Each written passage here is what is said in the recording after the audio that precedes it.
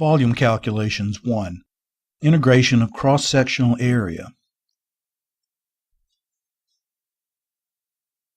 Consider a solid whose cross-sectional area is given by a function a of some variable x.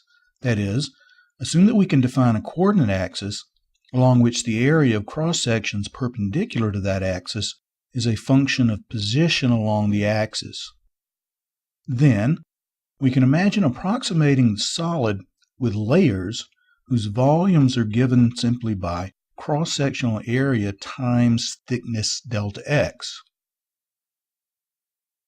Summing such layer volumes will provide an approximation to the volume of the solid, and as delta x gets smaller, the approximation should improve, and in the limit, as delta x approaches 0, we should obtain the exact volume. These approximations are Riemann sums that converge to the integral of the cross-sectional area over an appropriate interval on the coordinate axis. All this essentially just means that volume is the integral of cross-sectional area.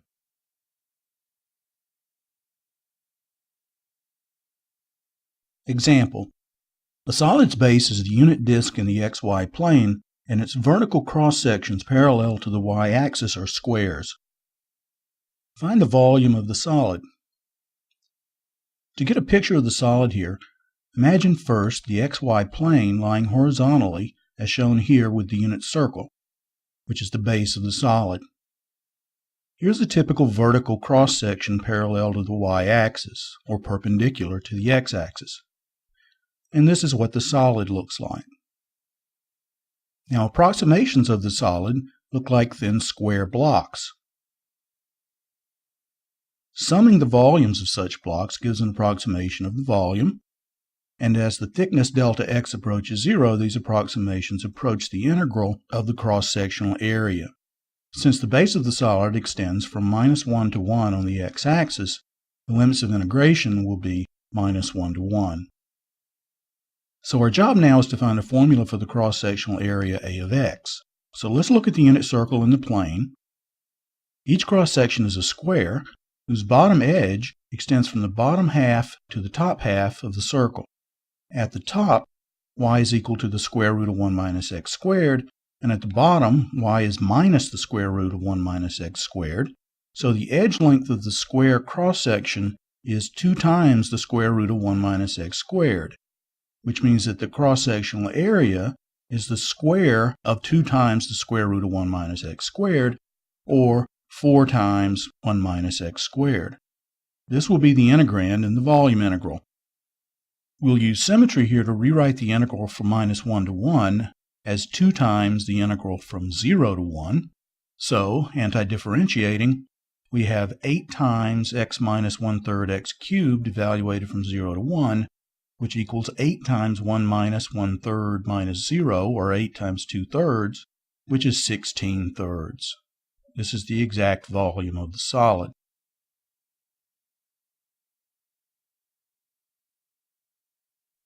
Example: a solid whose base is the planar region in which y is between 0 and 2 times 1 minus x squared has square vertical cross-sections parallel to the y-axis. Find the volume of the solid. This is the base of the solid. Note that it extends from -1 to 1 along the x-axis.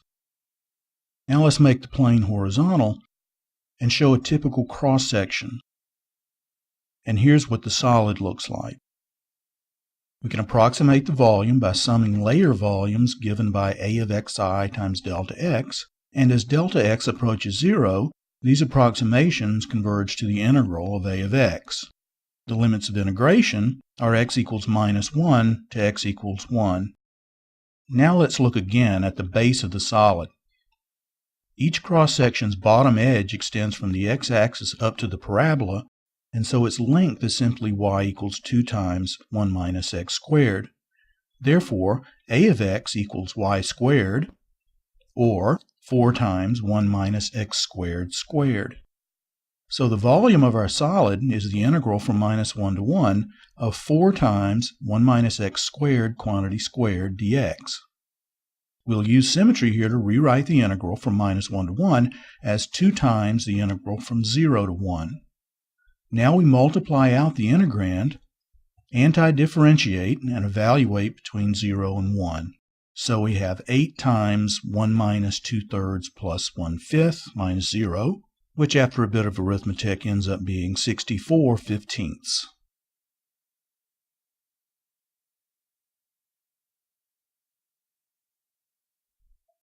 Example. The solid's base is the planar region in which y is between 0 and the square root of 1 minus x squared, and its vertical cross-sections parallel to the y-axis are semicircles. Find the volume of the solid. The graph of y equals the square root of 1 minus x squared is the top half of the unit circle, so here's the base of our solid. And here's the outline of a typical cross-section. In fact, the solid looks like this. The volume will be the integral of cross-sectional area from x equals minus 1 to x equals 1.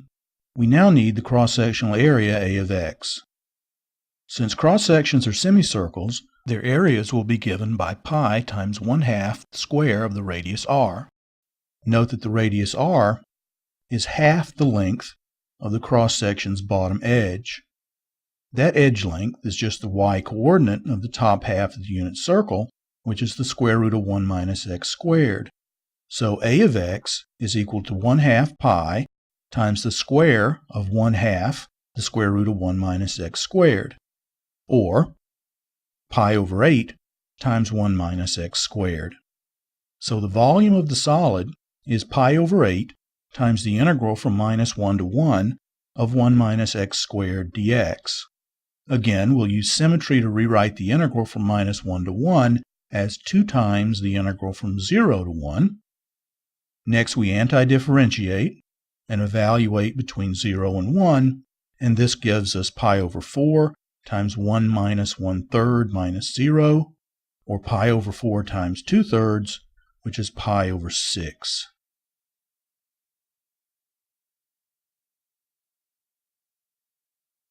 The volume differential.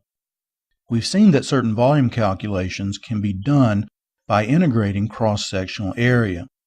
The cross-sectional area A of x times dx is a differential, which we'll call the volume differential dV. And it is useful to think of dV as the volume of a typical very thin slice with thickness dx.